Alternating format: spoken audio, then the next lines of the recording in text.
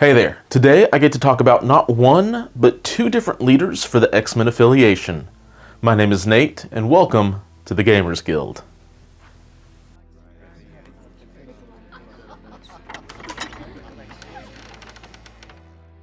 Alright, so I am super excited to talk about both of these new characters, in part just because they are some classic X-Men. But even more than that is because both of these characters have a leadership ability for this new affiliation. And it will unlock a lot of potential for the Children of the Atom because they can tailor their affiliation bonus to match a particular objective setup without sacrificing those valuable tactic card slots or roster spots. So, to be able to best compare these two leadership abilities, I'm first going to fully go over Cyclops' card, followed by Storm's card, then directly compare their leadership abilities against one another and talk about the other characters that you can add to strengthen these different leadership abilities. Then finally, I will talk about those sweet, sweet tactic cards. With that, let's start with good old One Eye. Cyclops has the alter ego of Scott Summers. He has 6 stamina, moves medium, is size 2 with a threat rating of 4. His defenses are pretty nice with a 4 physical defense and a 3 for both energy and mystic. To start his attack, Cyclops has his classic Optic Blast as a energy range 4, strength 5 attack that costs nothing. As with most other strikes, he will gain power equal to the damage dealt, and as an added bonus on a wild, the attack gains a push that is resolved before damage that will push away any size 2 character short. So a 5 dice energy strike is not something to be underestimated, especially on a leader. When Cyclops decides to stop playing nice, he can leave his visor open a little bit longer for some optic devastation. This energy attack is a beam 5 with strength 7 for 4 power, and if a wild is rolled, the concussive force of the attack will cause the target character to lose 1 power after the attack is resolved. So, while the concussive force can only take away 1 power, it does so at a very important time. If Cyclops used this attack and hit a character with no power, but still dealt 3 damage, the power would be taken away, unlike with an ability like Sap Power that we see on MODOK and Vision. This timing is very important and possibly even devastating if you can stun your opponent's team and then lay down this attack, so that there's a strong chance there would be no power gained at all from it. So a Magneto-Cyclops team-up may not actually be the worst idea. Anyways, as we look at Cyclops' superpowers, he actually has a pretty nice arsenal and a good variety to use on the battlefield. His first one is an active superpower called Field Leader. It has a high cost of 3, but can be very worthwhile.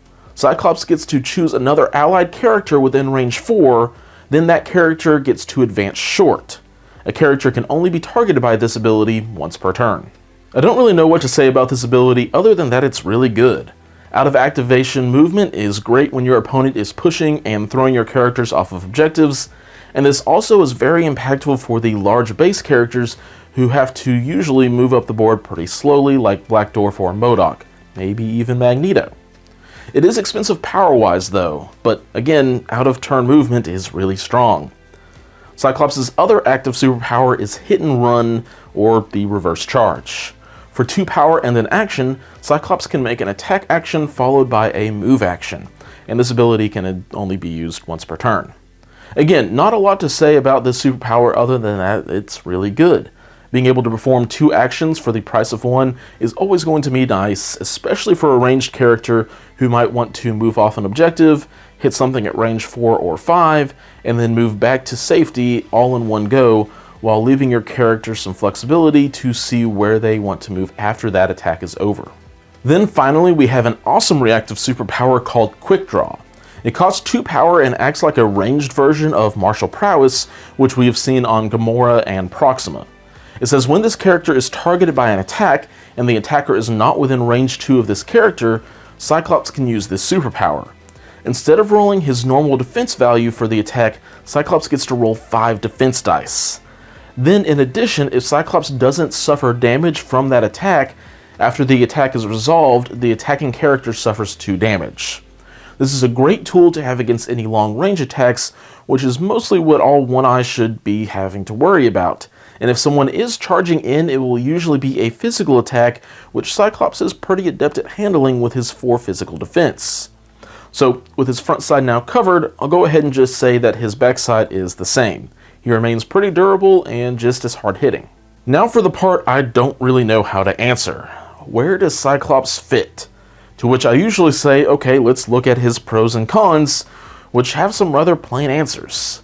Cyclops has some solid ranged attacks and some useful support with his field leader ability, but he's also pretty tanky with 12 total stamina and some solid average defenses that can spike against ranged attacks, which is what you want him to be taking anyways, since he doesn't have too much reason to be in the middle of a fight with his abilities working from a distance. So really, I think this makes him a great jack of all trades.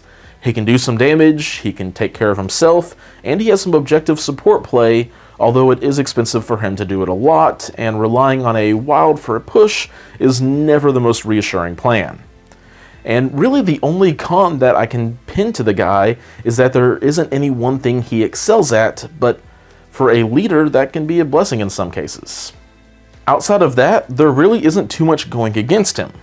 So now that we have the leader of X-Men Blue Team covered, let's talk about Gold Team's leader, who is of course Storm, who has the alter ego of Aurora Monroe. She has 5 stamina, moves medium, is size 2, and has a threat rating of 3. Her physical and mystic defenses are both at 3, while her energy defense is a bit better with a 4. Storm also has a variety of attacks, which makes sense with her variety of dangerous abilities her powers give her. The first of which is a lightning bolt. Naturally, this is an energy attack and it has a range and strength of 4 for 0 power.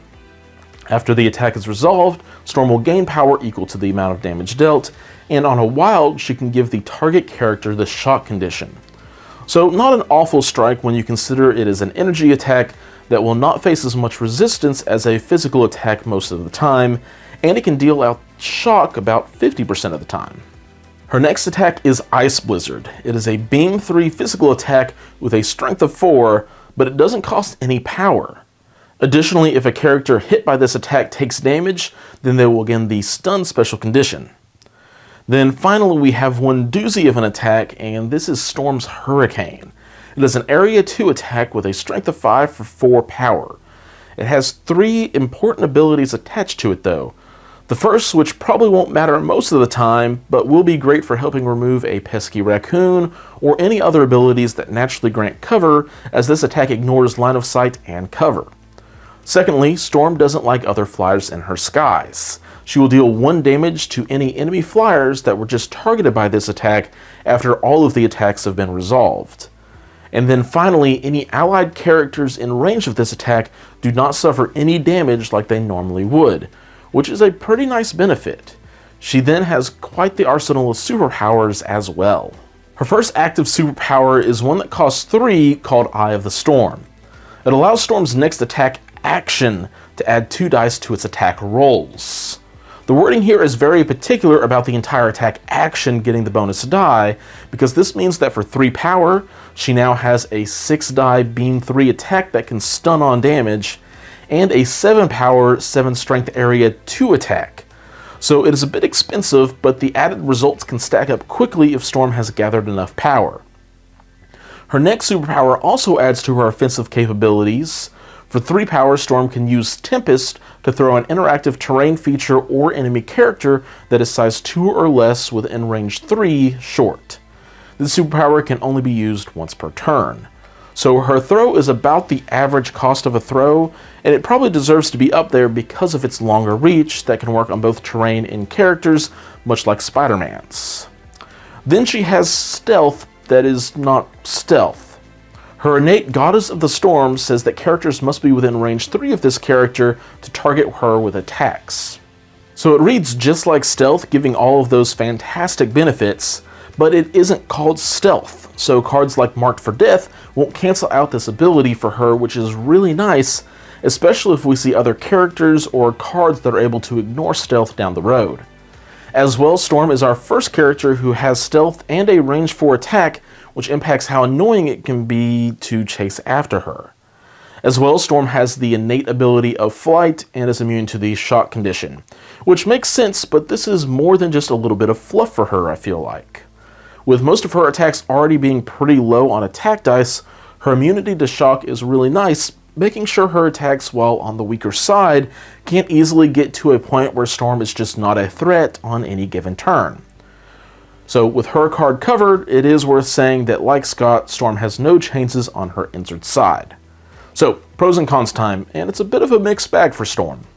All of her attacks are nice, but I wish their strength was 1 or 2 higher, which you can get with her Eye of the Storm, but really her attacks are not there for the nice damage spikes on their own.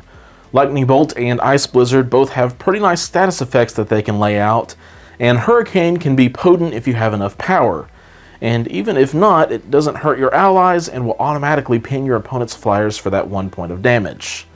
So really her strengths I think can be seen in her control elements of handing out status conditions and her throw, but her durability is just over the edge of average, with stealth giving her some extra durability at range, but she doesn't want the likes of Wolverine or Valkyrie in her face by any means.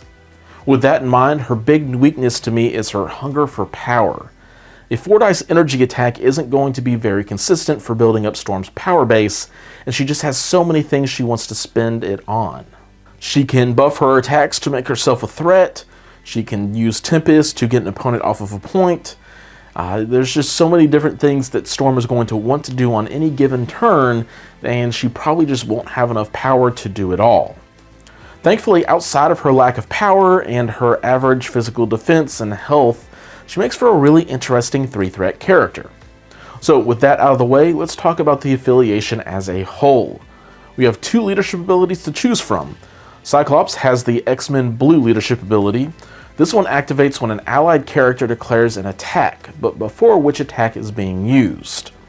Then any number of allied characters within range 3 of the attacking character may spend 1 power.